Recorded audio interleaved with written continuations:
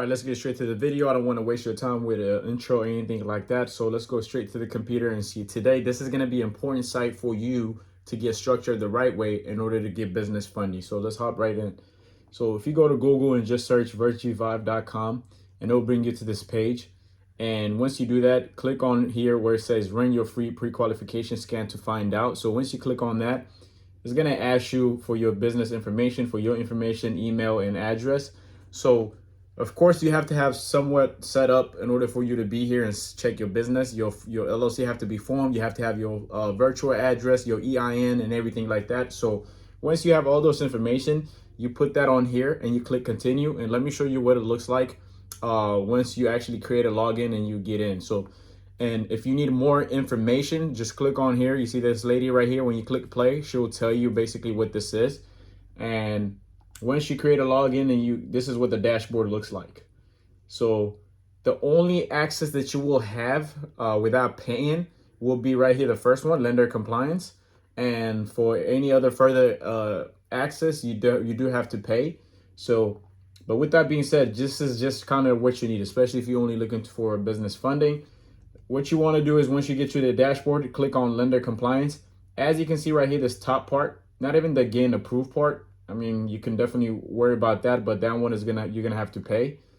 The free access would be that, the lender compliance. But if you want to do anything further, like I said, look, there's $49.99 a year and the $14.99 a year. I mean, for me, I didn't need to see the pay, but like I said, for you, if you want to access anything else, then you can definitely pay. But let's go ahead and search with the lender compliance.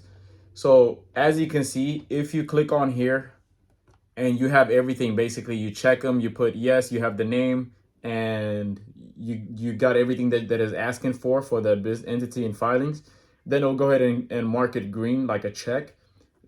So that way you don't have to worry about that. That has been completed.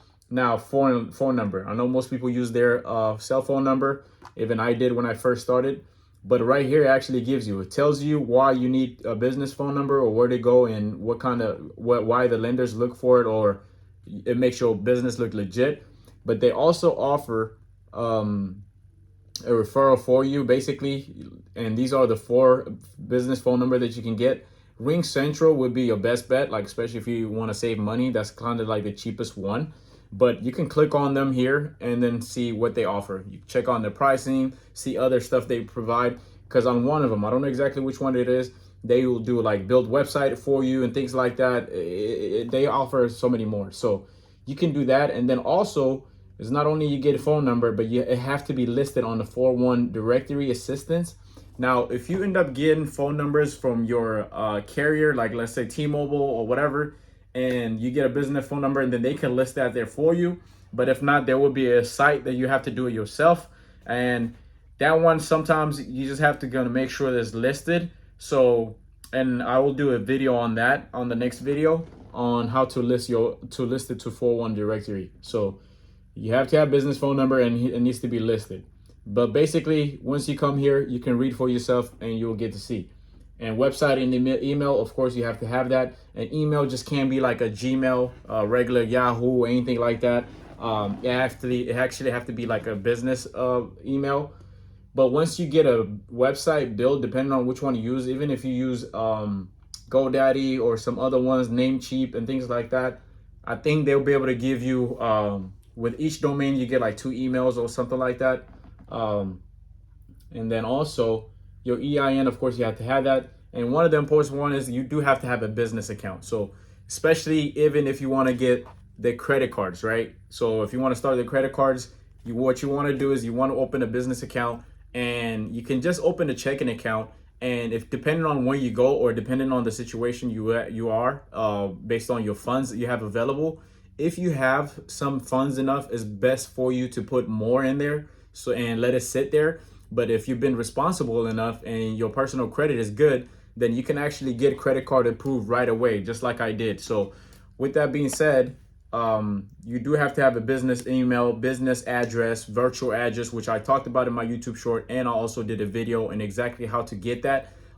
They see that's more credibility for you, for your business. So when you open a checking account, if you don't have the funds, and you can go to PNC, Region Bank, small banks like that, because their limit is like keep 500 in there to waive the processing fee, the monthly fee, whatever fee they have on there, and you only have to keep 500 in there. But I went ahead and started with Chase. Let me see here. Chase and Bank of America. That was my two main one. I did PNC too, but yeah, I'm gonna be closing out that account soon.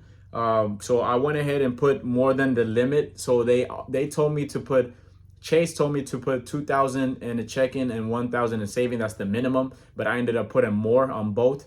You don't have to open a saving account. And then Bank of America told me to leave at least 5 in there. So that's what I did. Eventually, of course, I'm gonna put more. If not, if once I have my incomes coming in and things like that, and they will be going in there. So you can even put, like, if you're personal, if you do some side hustle, whatever, or if you actually getting paid from somewhere, you can put the direct deposit to go in there. So it looks like your business is getting some income. Now, if, like I said, if you've been responsible enough and your personal credit is good, you can apply. As you open the personal, the business account, you can apply for credit cards and get approved for credit cards. So, and we'll talk about to why you need credit cards in a minute. But with that being said, that's kind of like what I wanted to show you. As you can see, you have the website, and once you log in and everything, you can see, you can get structured the right way. They have everything you need to know there. And in order for you to get the access for everything else, for something else other than the complete compliance, then you do have to pay. So keep that in mind. I do have another trick for building credit as well, whether when it comes to your personal or business, but that will be for another video. I don't want to make this video long. And let's talk about a little bit about the credit card before I end this video. So you get sign-in bonuses for the Chase. Let me see if I can find the card. I think it's this one, the Business Unlimited. So if I spend 6,000 within 3 months, I'll get 900. I know some of you probably be like, well, what am I gonna spend that? I will do another video. So there's a way to spend and while you still have the money. So that way you don't have to, completely spend it. What a lot of people do is they do spend it on either buying shoes, clothes, or just traveling. Just spend it on something that would not even make them make their money back. And that's how they end up being in debt, and then it takes you a long time to pay. Now the 0 APR promo months is over and things like that. Now you're just paying interest. You will never finish paying it off and things like that. But with the sign-in bonus, plus the mileage that you get, and then the cash back and things like that you can get, you can be doing, I'm sure you heard this before, the travel hack. And that's what I'll be doing. So once I get that $900, that's what I will be doing. It will pay for my flight and the hotel. And then also I have a business, Bank of America. If you end up spending 3,000 with the first 3 months of you opening the account, then you get 300 balance point. So you can pay for flights or for whatever it is that you pay for, and that balance points will pay that whatever you owe. So that's kind of like how people do the travel hack. If you have any questions, just let me know. Hope this was helpful for you. I was trying to keep it short, but it's kind of hard. Seems like it's already going. So